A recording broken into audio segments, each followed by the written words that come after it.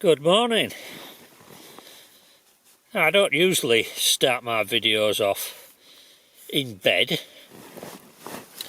but as you can probably guess, I'm out here doing a little bit of wild camping again, and it's about 6:15 in the morning, and I poked my head out the door and it's bloody cold. I had to get out for a wee. I mean, what's that all about? So I've got back in my sleeping bag, and if you take a look over here, you can see the sun on the mountains in the distance. And so what I'm waiting for is that sun to appear over the ridge behind me, over that direction, and warm my tent up. And then I'll get my backside out of bed and I'll tell you what we're going to do.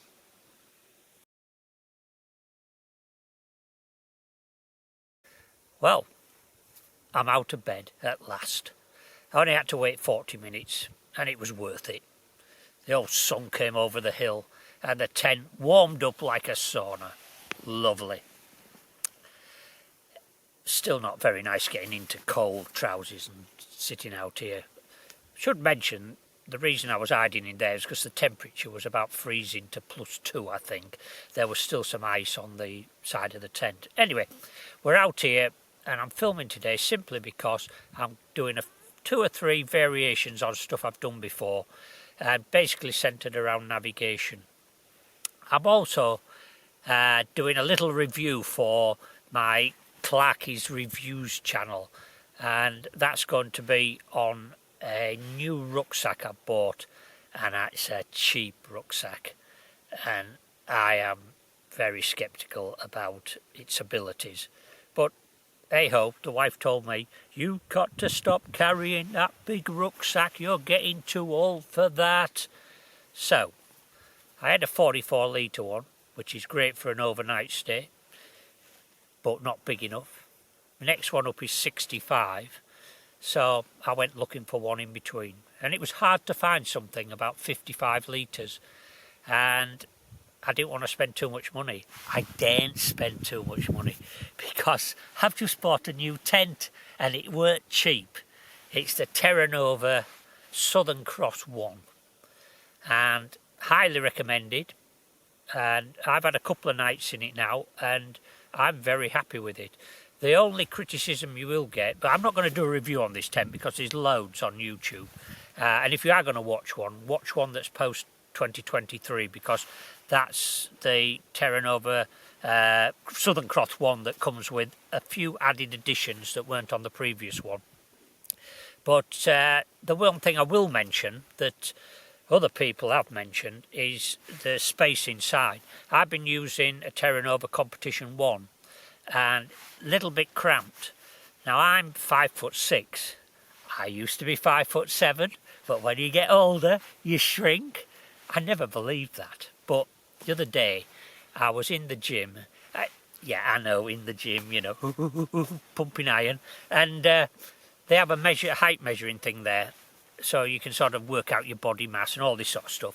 And I got underneath that, and it turns out I'm 5'6", not 5'7" anymore. Anyway, that works out good because the inside of this tent, I believe it's 84 centimetres. And for once, I can actually, if I put my head in here without breaking it, I can actually sit up straight inside it. If I go right inside it, my head is just minutely touching the top. But you just lean forward a bit and that clears that up. So, yeah, reviews all very good about this tent, but I'd think about getting something slightly bigger if you were over 5'8". Anyway. So back to what we are doing. As I mentioned, bit of navigation around these foothills, and we'll come back to that after I've had some breakfast. So see you later.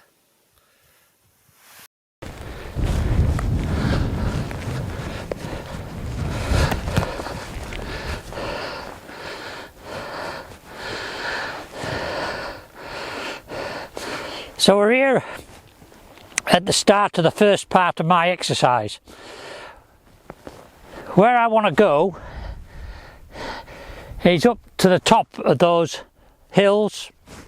I wouldn't call them mountains because they're only about 600, 700 metres. I suppose it's a small mountain. People in Switzerland would laugh at me if I called it a mountain. Before I start, I need certain things. Now when you're out and about, you should always be using all of your senses, not just glancing at the map and wandering aimlessly on. Make sure that you're aware of everything around you, the ground conditions, the weather coming in, the clouds. Listen for anything that may be relevant. You could be walking through a forest where they're logging and you can hear them in the distance. Having said that, I should point out that I'm not wearing my hearing aids today. I normally wear hearing aids, but last night I've got a bit of an issue with one of them and it's not staying in the ear properly because a little bit's broken off, and I temporarily lost it last night. Fortunately it was in the tent and I found it. Oh, get it fixed, you may say. I said, great idea.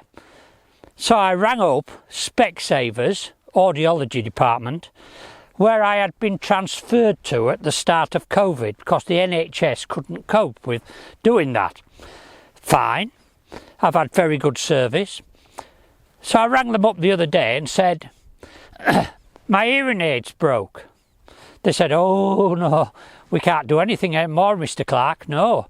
I said, well, what do you mean? They said, well, the contract we had with the NHS, now COVID's all over and done with, it's finished. You have to go back to the NHS. But we'll give you this number to ring. Great. Checked which area I was in, who I should ring. So I rang up and I said, hello, I'm going deaf because my hearing aid keeps falling out. And they said, oh, we can help you. And they took my name. I told them what I wanted and they said, might be a little bit of a problem because you have to have a telephone interview with an audiologist now that we've brought you back into the NHS before we can do anything. Oh, that's no problem, I said. You know, I'm available most of the time. She said, I'll put your name down on the list then. I said, good. I said, when will that be then? She said, there's a 16-week waiting list for a telephone call. Hence, the people in the NHS work very hard, but the people who are organising it are not doing such a good job. You'd have thought somebody would have notified everybody with hearing aids and that they were being transferred back from Specsavers to the NHS. But no, well, something goes wrong and then they tell you you've got a 16-week wait just to get a phone call, and that's before I get an appointment to do anything. So I'm walking around here and I'm deaf. What's happening? Hello, hello. Can't hear a bloody thing. Well, I can a bit, but there's certain sounds that I can't hear. If there was an eagle screeching coming up behind me to land on the back of my head, I wouldn't hear it. So if you see one coming from behind me, let me know. Anyway, back to the navigation. First I need certain things. I haven't got the hearing aids, can do without them. Glasses. Eyesight's going as well, but this is a special type of glasses. These are very close-up glasses which I had specially made for reading maps.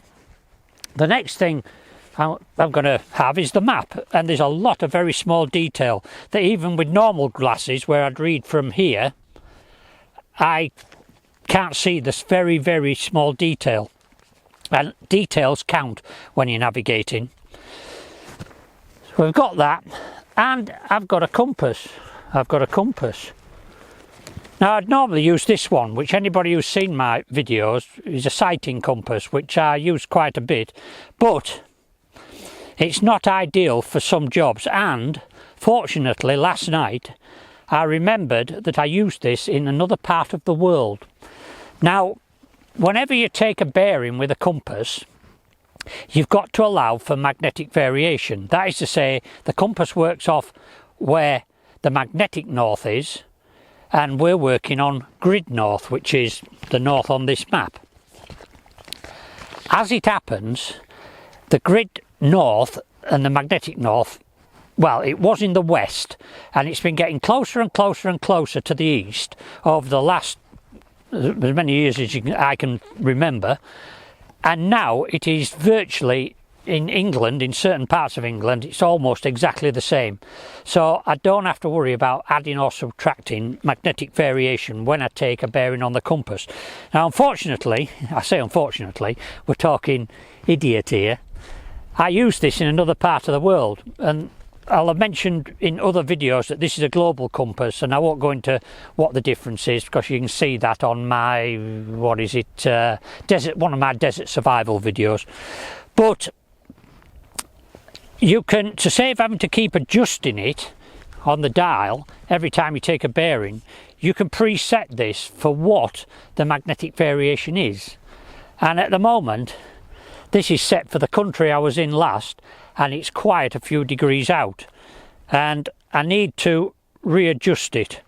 So we won't be using that. I'll probably sort that out tonight. So we'll put that down there, try not to forget it. So we're going to just use the standard silver compass. Now whenever I'm showing you any of these things, I'll be doing some zoomed in shots, but I won't do them here. I'll just do them somewhere where I can keep everything flat, easy to focus on, and this will be cut into what I'm talking to you about now. But anyway, I'm using the silver compass, and this is better for this short range work because it's got a long straight edge that you can lay on the map, you can measure distances, and you can't see it from there. We can maybe try and do one of my zoom ins and have a look. This one's a little bit worn, but you can lay it on the map if you've got a, what do we call them? Just going to pause while I remember what I was going to say.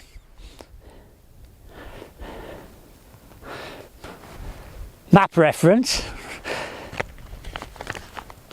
The map is broken up into kilometre squares, and this has got graduations on it so that you can put the corner of the compass onto the map, and you can count off the graduations, and that'll show you exactly where you are, or it'll give you the map reference that you need. Anyway, no more detail about that because we're not doing that. But so what we're talking about today is we're talking about using the terrain to get some idea where you are. So yeah, you think that's easy. I want to go over there. I can see over there. Not if it's thick fog or it's pitch black. So we'll take a look on the map and I'll show you the point, the hill that I'm standing on the top of.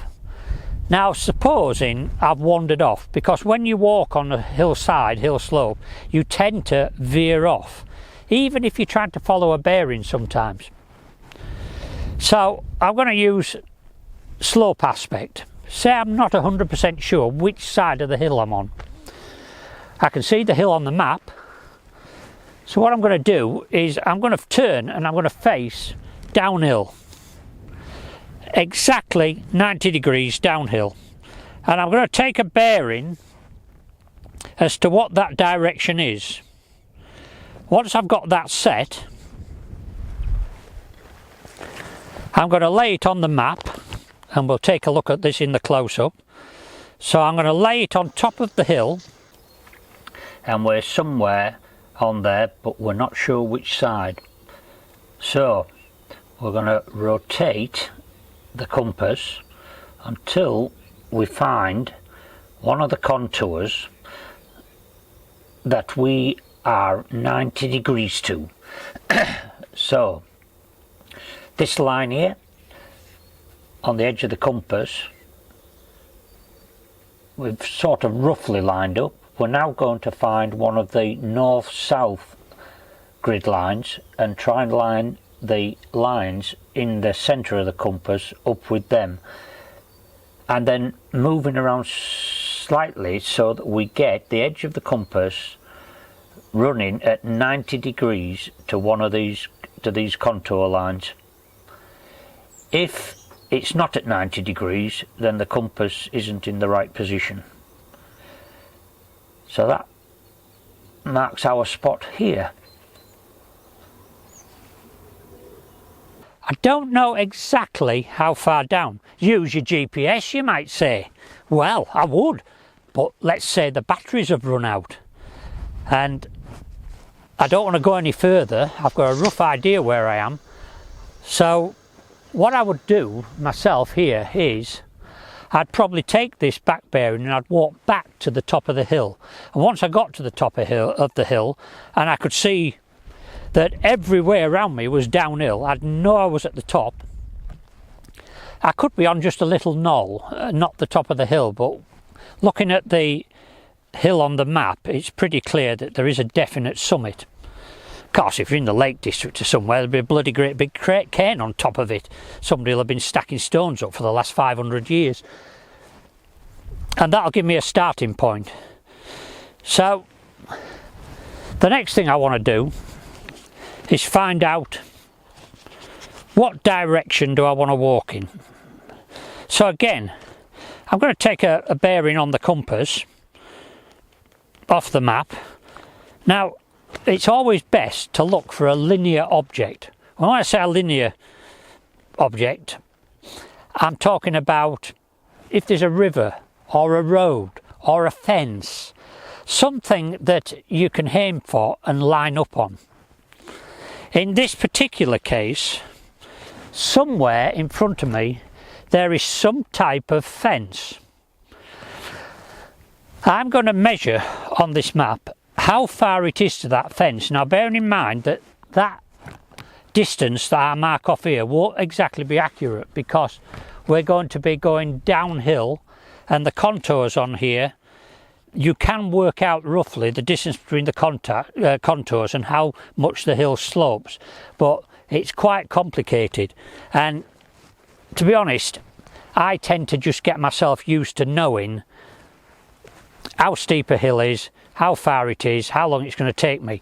And that's why I'm practicing this, because what's coming up next is I'm going to walk on different terrains. I know how far I walk on the flat. My 70 paces is 100 metres, 70 double paces is 100 metres. But on terrain like this, it isn't. Now, I have a good idea what it is, but I'm going to use the GPS simply to check what I do with this map and compass and see how far out I am. And by practicing these skills, when you do need it for real, and hopefully you would never need it for real, you'll be able to cope with whatever the elements throw at you. So, first thing is, I know that somewhere down this hill there is a fence. I know that if you have a look on the map here, there is a little bit of a valley rising up. I say a valley, it is like a valley, and it's rising up to where there's a gap between the trees. Now, we can see the gap here because there is perfect visibility, but I need to be to the right of those trees, so I can see clearly on this map where the edge of the trees are. Doesn't always work though with the edge of the trees, because also on my map is a forest just to my left. It's gone. The logging people have been. It's gone. So bear this in mind. So we're going to get set up. I'm going to work out the distance. I'm going to set off, and I'm going to head for what I hope is a point on the edge of this forest where the fence is. And from there we'll make another decision what we're going to do. To make sure, say I was aiming for a stone cairn or maybe a bothy, you know, that's somewhere where you can shelter, and I'm trying to hit it in open moorland in the middle of the night or when it's foggy, I wouldn't aim straight for it. So say I know that when I get to a wall, the bothy is near there, but the question is, if I hit the wall, how do I know whether to turn left or right? So if the bothy was straight in front of me, I would aim uphill away from it, not downhill, because if I get it wrong I'm going to have to walk back uphill to get to it, and it's much easier working downhill. So say there was a bothy down there I was looking for, I wouldn't aim straight for the bothy, I'd aim over there slightly, and then when I hit that fence, wall, whatever it is, I know that I've got to turn right to find the bothy. So that's all what we're going to be doing today. Are you bored yet? Unless you're interested in navigation, you will be.